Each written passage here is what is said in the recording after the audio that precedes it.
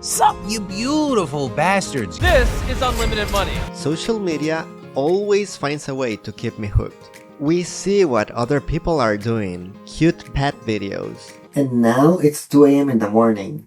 I have accomplished nothing, and I don't even feel good anymore.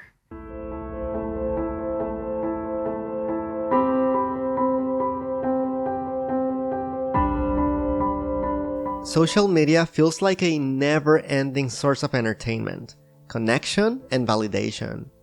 We like, we share, we comment. But sometimes it feels like we're just mindlessly scrolling, chasing the next notification dopamine hit. Young adults spend an average of about 2.5 hours per day using social media. But where do we draw the line between enjoying social media and having every minute of our waking lives glued to our phones? And what does this mean for us as humans? Are we addicted to social media? Social media addiction is when you just can't seem to tear yourself away from scrolling through your feeds, even when it messes with other stuff you need to do. It's like you're always thinking about it, trying to escape into it, and even hiding how much time you spend on it. About 210 million people worldwide are addicted to social media. So, if the problem of social media addiction is so bad, why can't we stop clicking these little apps on our phones? Whenever we engage with social media, our brains release dopamine, making us feel good. Likes, comments, and notifications all trigger this dopamine release. Social media platforms use clever algorithms to personalize your experience. They track your activity and interests, allowing them to show you content they predict will trigger the most dopamine release in you specifically. It's like having a personalized slot machine, programmed to give you wins exactly when you crave them, keeping you hooked and wanting more. Over time, our brains adapt to this constant stimulation.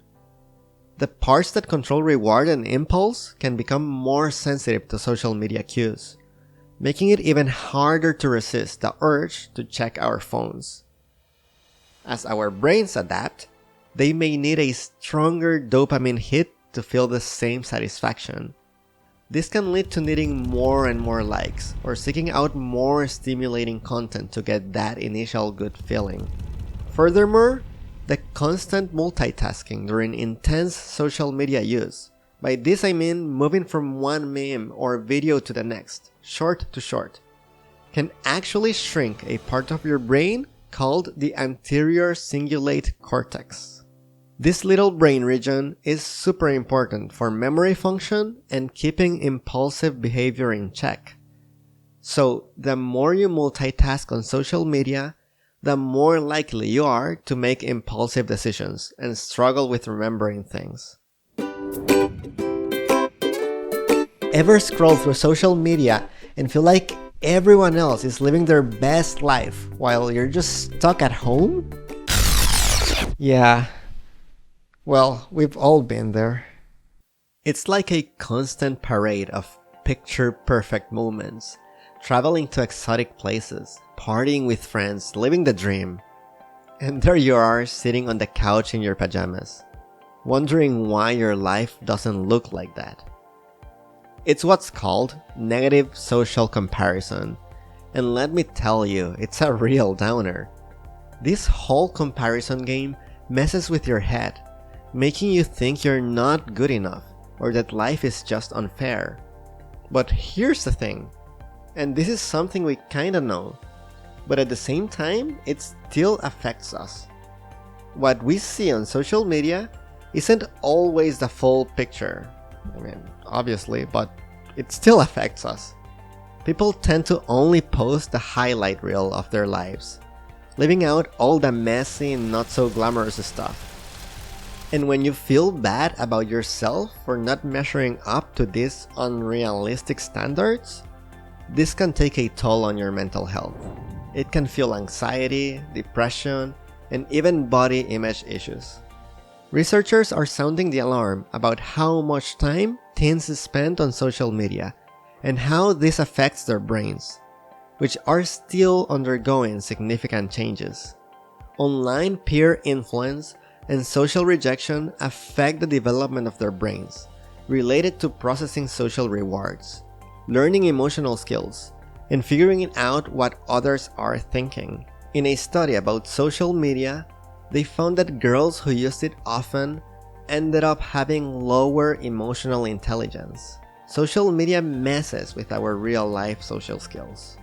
We have reached a point where there is a law that limits or prohibits the use of smartphones in schools due to all the published research on the effects of intensive digital media. When you spend too much time on social media, you might find yourself stuck in what's called an echo chamber. It's like being in a room where everyone agrees with you, and you only hear ideas that match your own. I could tell you that's the algorithm's fault, but in reality, it is our fault since we are the ones gravitating towards certain topics and beliefs. This happens because of something called cognitive biases, which are like shortcuts our brains take to process information.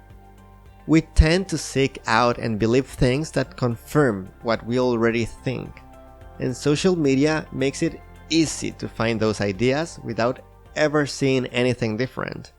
So instead of exploring different perspectives, we end up just reinforcing our own beliefs. Despite all these negative effects on social media, it's not my intention to give social media a bad rep, though it might have seemed like it, but it's not. After all, where else will I find cute golden retriever videos when I need to distress? You know, social media started as this cool way to share our lives and chat with friends online beyond the physical space. But now, it's become this awesome tool for discovering new hobbies, learning about different cultures, and finding our tribe. When we use it wisely, it's like having this giant library of knowledge and experiences right at our fingertips. Plus, it gives us a chance to grow personally. We can pick up new skills, find inspiration, and maybe even make a difference in the world, all from our phones.